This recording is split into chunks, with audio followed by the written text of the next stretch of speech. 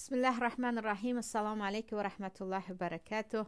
عزیزان، امروز نزد شما با یکی از موضوعهای مهم دیگری زندگی آمدم. موضوعی که هم برای دنیا و هم برای آخرت هر یک مسلمان خیلی مهم است. آن هم درباره سه طایفه که یا سه گروه انسان‌هایی که اصلا موفق نمی‌شوند، اصلا پیشروی کرده نمی‌توانند. یک گروه ترسانچکان، دیگر گروه تقلیدکاران، دیگر گروهی که وابسته هستند. حالا وابسته به یگان نفر یا به یگان گروه یا با یگان عقیده.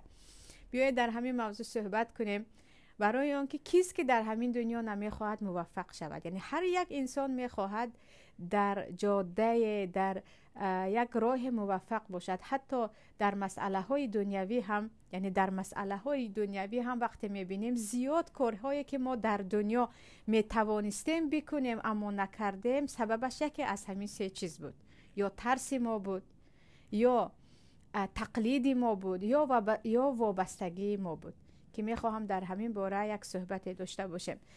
اولا درباره ترس. وای که از دست ترس مردم چی ها نمی کنند، چی ها نمی گویند، چی ها باید بگویند و نمی گویند، چی کارهایی هست که از دستشان می آید و اما از پس آن نمی روند، به خاطر آن که ترس جلوی آنها را می گیرد. درباره ترس عزیزان، در ما حدیث در ترمذی هست، پیامبر صلی الله علیه و سلم می گویند هرگز به خاطر ترس از مردم وقتی ظلم را یا ناحقی را میبینید سکوت نکنید، حق را آشکار بگویید. برای آنکه مردم همون ترس شما نه عمر شما را دراز میکند، نه رزق شما را زیاد میکند. با گفته نه اجل شما را نزدیک میکند، به عکسش گیریم نه رزق شما را کم میکند. یعنی رزق شما و اجل شما و مرگ شما در دست پروردگار است و همیشه رو برای حق شما هم با جسارت مردانوار بایستید. ناحقی را دیدید بگویید این ناحق است، حق را دیدید بگویید این حق است. آره، بعضا می شود که شما در حالت اکراه هستید، دیگر چاره ندارید که فقط سکوت کنید. حداقل سکوت کنید، حداقل سکوت کنید و برای ظلم کوبی نکنید، برای ظلم لایک و پرسماتر نمانید. در اینجا در مسئله ترس چقدر خواهر و برادرانی هستند که از دستشون کارهای زیاد می آید، چی در مسئله رساندن علم دین باشد، چی دیگر مسئله هایی که جامعه را می توانند به پیش برند، اما می بینید که ترس آنها را به کنج خانه خود زندان کرده است. حتی از سایه خود می ترسند. برعکس این یک چند نفران پوچ را می بینید، یک چند نفرانی که آنها یک مصرع از کتاب خوانده دیگران را ندارن، اما به خاطر اونکه یک طبیعی شجاعت دارن سخن کردن، گویا خود را اهل علم گرفتند و مردم را به جای به پیش بردن دارند به عقیب یا به قهقرا میکشانند.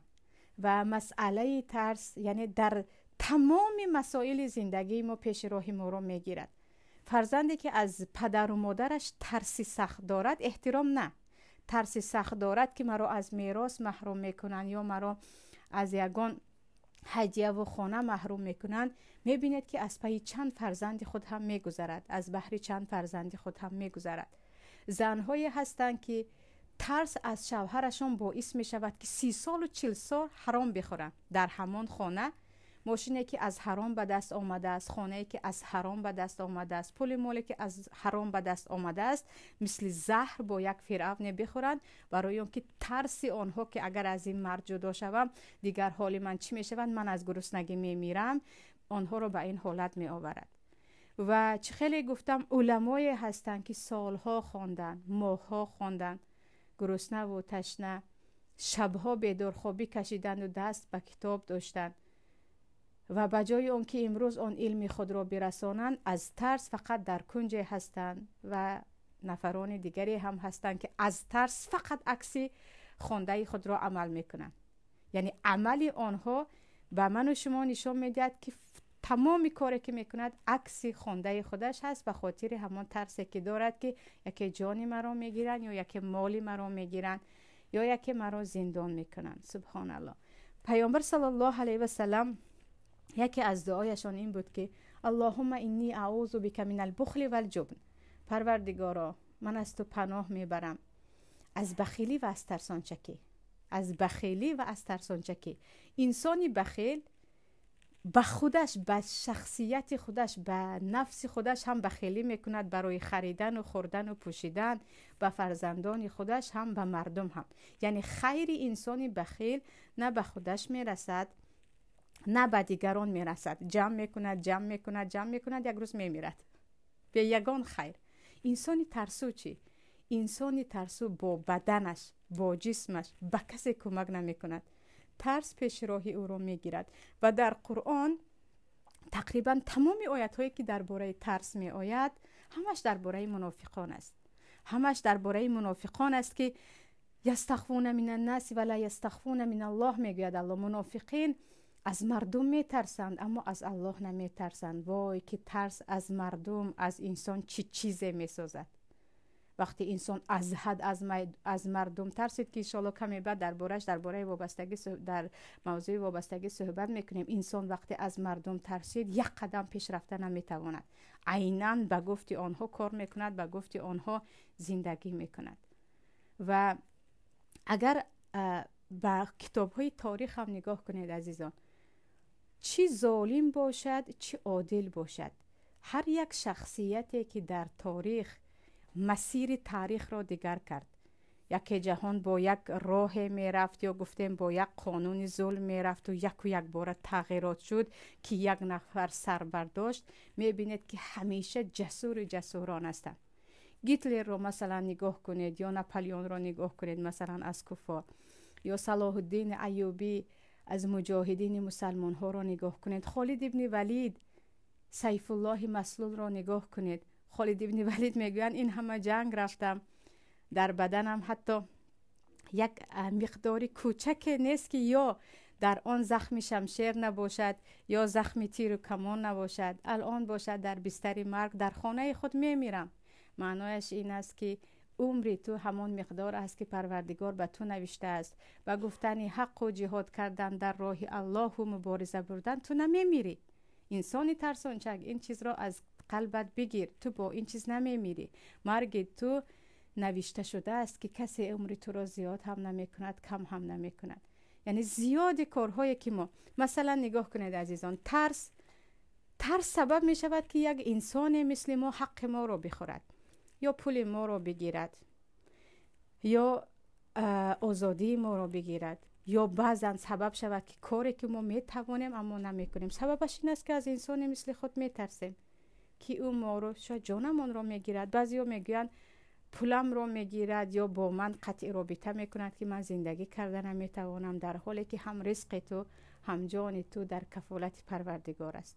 یعنی عمری که و رزقی که پروردگار به تو داده است، امام شافعی میگویند هر چی حرکت کنی هم تو همون رزق تقسیم شده الله را به دست می آوری، هر چی خواب کنی هم همون رزق نوشته کرده الله را به دست می آوری. یعنی رزق مثل عمر تو نوشته شده است، در جای تو را پیدا میکنند. البته سبب را پیشه میگیری اما یقین داشته باش که رزق تو نوشته شده است. اما به خاطر پول که رزق ما کم می شود، رزق بچه های ما کم می شود. ببینید ما چند اقدام های هست که یا اقدام های بود که باید بکنیم و نکنیم که سببش همون ترس ما بود از رزقمان یا ترس ما بود از عمرمان. پس انسان های ترسانچک یقین داشته باشند که هرگز پیش نمی روند. آنها همیشه با ترس خود در عقیب هستند، چی در مسئله های پولیابی باشد، چی در مسئله های علمی باشد، چی در مسئله های عملی باشد.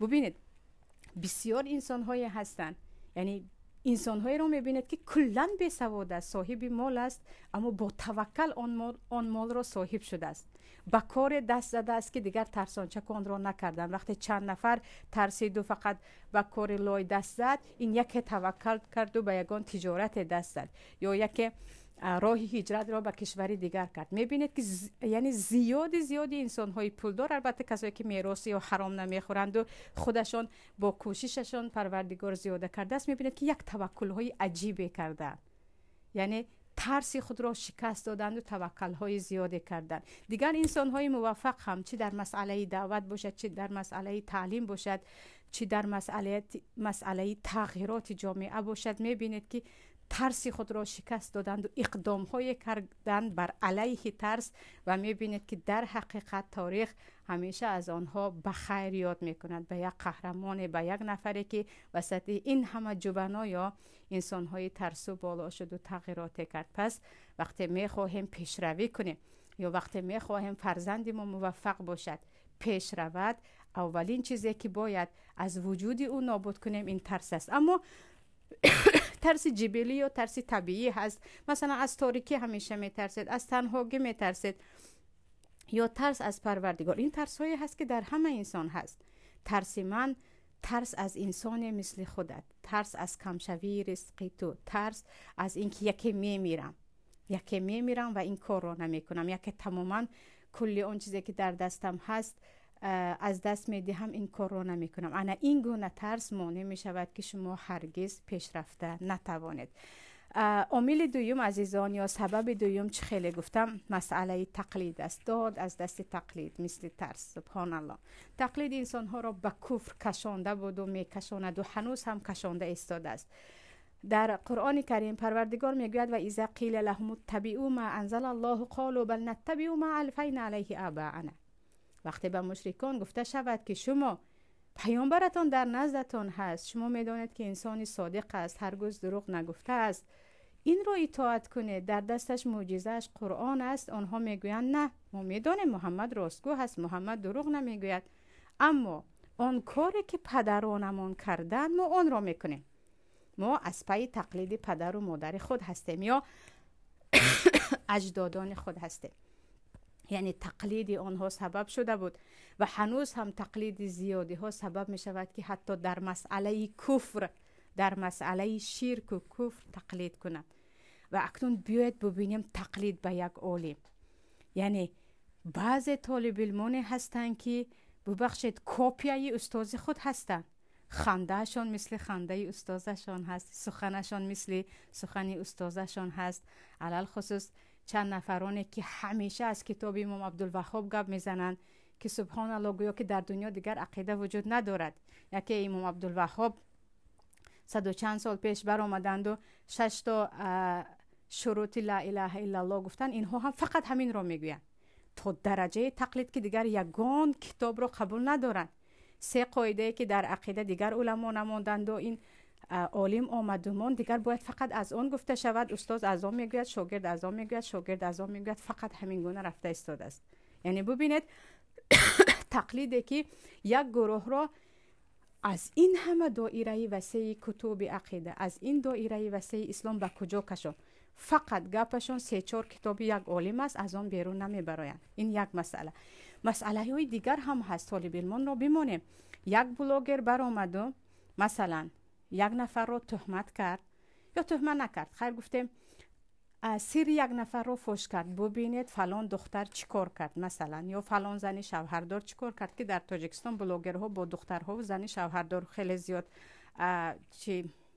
بیننده جمع میکنند. دیگرها هم از پای اون میروند. سبحان الله، دیگران هم عیناً همون کار رو میکنن. یعنی تقلید ما در همه چیز از پای یک دیگر است. یک نفر توی کرد، طرز تویش رو دیدیم که مثلا مردم زیاد بود یا مردم زیاد کفکوبی کردن، دیگرها هم عیناً همون رو میکنن. تو با عقل خودت کار کن. آره باید پیروی باشد، اتباع پیامبر صلی الله علیه و سلم باشد، پیروی اهل علم یا پیروی آنهایی که در جامعه الگو باشد، اما پیروی چیزی دیگر است، تقلید کرکرانه چیزی دیگر است. تقلید دارد ما رو نابود میکند. و در مسئله تقلید نکم از 10-12 خواهر رو میبینم من که بعضی خواهر رو میفرستند که از احوال جامعه با خبر باشید، که خود بیرون از تاجیکستانم، همشون نوشته جاتشون یک است، همشون طرزی ولاگ سازیشون یک است. در برادرها هم عیناً همین خیل. یعنی و در مسئله زندگی داخل هم همین خیل. یعنی تقلید سبب می شود شما هیچ چیز اختراع نکنید و درست تفکر نکنید. آنهایی که اختراع میکنند و فکر میکنند، آنها تقلید دیگران رو نمیکنند. اما آنهایی که میگن من عیناً مثل او میکنم، هیچ فکر نمیکنید، فقط مثل او شدن رو حرکت میکنید که این تقلید کورکورانه است. این نابود کردن شخصیت است، این نابود کردن مهارت های خود است. برای همین، برای آنکه شما باید موفق باشید، بگذار شما دیگرگونه باشید. چی خیلی گفتم، کدام نویسنده و شاعری که در تاریخ مشهور است، چی مسلمان و چی کافر، کدام انسان هایی که شخصیت های مشهور تاریخی هستند، اگر ببینید آنها با یک فرقیت، با یک دیگرگونی کار کرده توانستند. نه اینکه فلانی همین گونه است من هم مثل او میشوم، او چنین میگوید من هم این گونه میگویم. انسانی که فقط در تقلید زندگی میکنه، در مسئله پول مال هم عزیزان ببینید، از اینکه چند تاجیکی ما رفتند و مردی کار شدن، همه تقلید آنها میکنن. او رفت روسیه، رفت مردی کاری کرد، من هم میکنم. اون معلم است، مردی کاری کرد و پول خوب کار کرد، من هم این رو میکنم. اما ممکن تو از طریقه مردی کاری نه، از راه دیگر پول کار میکنی. فلانی با یک کمپانی در آمد و در آنجا کار کرد، من هم میکنم. فلانی قمار باخت، در آن ماشین برید، عیناً من هم قمار میبازم، من هم ماشین میبرم. یعنی تقلید را ببینید در مسئله های حرام، در مسئله هایی که تو میتوانی شاید از آن بهترش را کنیم و با تقلید میرویم. برای همین وقتی شما هدفتان تقلید است یا در فکرتان فقط مانند فلانی شدن هست که من عیناً مثل او میشوم، علل خصوص فلانی هم مثل شما یک انسان عادی هست، یگان الگوی نیست، بدانید که شما تمام مهارت هایی که پروردگار برای شما داده است، تمام شانس و فرصت هایی که پروردگار به شما داده است، دارید همش را زیر پا میکنید و خود را کپی فلانی میکنید. حتی در مسئله علم باشد، هرگز نباید طالب علم کلا مقلد استاد خود باشد. و عجیب است، یعنی بعضی ها حتی در مسئله عقیده، چه خیلی گفتم، اگر شما به زندگی نامه ابو حنیفه رحمت الله علیه نگاه کنید، دو شاگرد مشهور ابو حنیفه رحمت الله علیه، امام محمد و امام ابو یوسف، در زیاد مسئله ها عکسی سخنی ابو حنیفه رحمت الله علیه میگویند. در مسئله مس کشیدن به جورب، در مسئله کم و زیادی خون، مسئله های زیادی هست که هر دویشان سخنشان عکس ابو حنیفه رحمت الله علیه هست. یعنی برابر نیست. اینقدر مقلد برای استادی که سالها در نزدش بودن نبودند. برای همین هر دو ایشان هم همچون یک مجتهد هستند، مجتهد هستند، علمایی هستند که قول آنها را هم جداگانه در کتاب‌های فقه ذکر کرده می شود. پس عزیزان نباید برای پیشروی اینقدر مقلد باشیم که عیناً مثل کسی بگوییم، عیناً مثل کسی بپوشیم، عیناً مثل کسی زندگی کنیم که تفکرات خود را و تمامی چیزهایی که باید میتوانیم و کرده میتوانیم آنها را خودمان با دستمان نابود کنیم. چیزی دیگر گفتم، مسئله وابستگی، یعنی یک گروه دیگری که اصلا پیشروی کرده نمیتوانند، انسان‌های هستند که وابسته هستند. وابستگی به چی؟ یا وابسته به یگان انسان که یک انسان آنها را دارد کنترل میکند، یک انسان بالای آنها محاکمه میکند، تو این را کن، تو این را نکن، تو این را گو، تو این را نگو. این گونه انسان‌ها هرگز پیشروی کرده نمیتوانند، برای آن که کلیت آنها در نزد دیگری هست. ببینید فرزندانی که همیشه در همه مسئله اطاعت پدر و مادر خود را کردند، یک قدم به گفت بعضی پدر و مادران از سخن پدر و مادر خود نبرآمدند، تا 90 سالگی کودک میمونند، تا 90 سالگی آنها اقدام کرده نمیتوانند، تا 90 سالگی ترسو هستند، برای اینکه همیشه وابسته پدر و مادر خود بودند. و برای اون که انسان حتی وابسته پادشاهش نباشد، یعنی اونی که از او بالا هست، حتی امیرش نباشد، پیامبر صلی الله علیه و سلم میگویند وقتی مخلوقی به تو گناه کرد، تو او را اطاعت نکن. انسان وابسته به قانونهای پروردگار است. بگذار تمامی وجود خود را وابسته به پروردگار کنی، به الله یگانه که هر چی تو گفتی من آن را میکنم. اما مخلوقاتت هر چیزی که میگویند وابستگی دارد به سخن تو. چیزی گفتن که خواست تو هست و این چنین به فایده من است، من آن را انجام میدهم. پس انسانی وابسته پیشروی کرده نمیتواند. ببینید یک انسان وابسته یک شرکت بود، مثلا وقتی شرکت پاش خورد، اون انسان هم پاش میخورد. یک زن همیشه وابسته شوهرش هست در زندگیش، در خوردنش، پوشیدنش، رزقش. وقتی شوهرش از دنیا رفت، میبینید که چقدر محتاج میشود، از دستش هیچ چیز نمی آید. چون تمام عمر وی وابسته یک مرد بود، یگان فکری هم نمیکرد که یکی بدون این انسان زندگی من چی میشود. فرزندها هم همین خیلی گفتم فرزندانی که وابسته پدر و مادر خود هستند به پدر و مادر خود هیچ کار کردن نمیتوانند، حتی به 40 و 50 سن سالشان رسد. شاگردهایی که همیشه وابسته استاد هستند و گفته خودشان به یک کلمه استاد نه نمیگویند، میبینید که حتی استادشان به گناه کبیره امر کند یا به کار امر کند که عموما با طبیعت شاگرد رو برو نمیاد، باز هم انجام میدهند. و این رو چی میگوییم؟ اتخذوا احبارهم و رهبانهم اربابا من دون الله. چی فرق دارد از انسان هایی که استاد خود را مثل پروردگار میگیری، هر چی او گوید همان است اگر چی خطا کند. در دیگر مسئله ها هم، یعنی اساسا انسان هایی که آزاد کار میکنند، فکری آزاد دارند، به کسی وابسته نیستند، نقشه هایشان برای آینده شان با مشورت هست اما با وابستگی نیست. آره از کسی من مشورت میپرسم و شاورهم فی الامر، مشورت پرسیدن این از یکی از صفت های مؤمن است، اما مشورت پرسیدن من این نیست که هرچی او میگوید من با همان راه میروم، با گفته او میروم. اگر گفتیم نه هرچی تو گویی همون میشود، پس من یک انسانی مستقل هرگز نیستم. پس این رو میتوانیم بگیم انسانی مستقل میتواند در زندگیش کاری رو انجام دهد، میتواند پیشروی کند، اما انسان وابسته نمیتواند. یک مدت به همون کسی که وابسته هست به آن رابطه دارد، پیش رود شاید، اما بعضا نابود می شود. عیناً همین گونه اگر شما وابسته باشید، مثلا حاضر که خیلی مسئله های نوارها در همه جا هست، شما مثلا وابسته باشید به پرسمات رو عدد بیننده.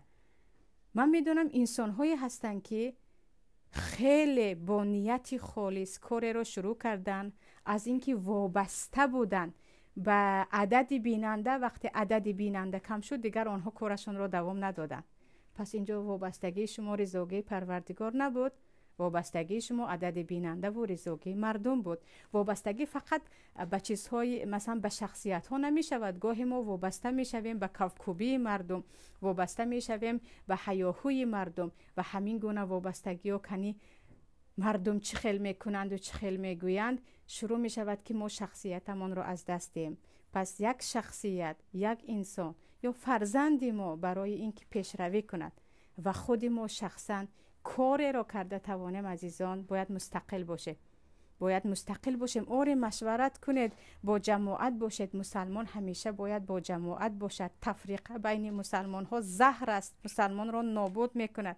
این همه پیشروی اهل فساد در جامعه ما و در کل دنیا، این همه بقوتی یا صاحب قوت بودنی چند منافقین به خاطر اون است که ما اهل اسلام همه تفریقه هستیم. ما باید دست جمعی باشیم. اما دست جمعی معنیش این نیست که من وابسته تو باشم، من هرچی تو میگویی از آن راه بروم، هرچی تو برای من نقشه میکشی از آنجا بروم، هر کتاب تو میخوانی من بخوانم، هر صحبتی که تو میگویی من آن را بکنم، یا هر اقدامی که در زندگیم هست موافق روزگی تو باشد، که این کلا یک انسان را از آزادی محروم کردن است. در ما شعار است سخنی عمر خطاب که میگویند متى استعبدتم الناس وقد ولدتهم امهاتهم احرارا. کی شما انسانها را به خود برده گرفته در حالی که الله آنها را آزاد آفریده است. مسلمان باید آزاد باشد، چی در مسئله های پیدا کردن رزقش، چی در مسئله های طلب علم، چی در مسئله های پیشرفت، نقشه هایش باید آزادانه باشد. مشورت خیلی گفتم چیزی دیگر است، اما وابستگی که من مثل برده از زیر حکم تو بیرون نمیبرایم، اگرچه پدر و مادری من باشی، استاد من باشی یا رئیس من باشی، این انسان را برده ساختن و کلا از شخصیتش، از آزادیش محروم کردن است. این بود عزیزان صحبت امروزه من. اگرچه این مسئله خیلی باز هم وسعت میخواید، یعنی باید وسیع‌تر کنیم، ولی به هر حال به قدر استطاعت تا اینجا رسانیدم. باز در موضوعهای دیگر در این باب وسیع‌تر صحبت میکنیم. سلام علیکم و رحمت الله و برکاته.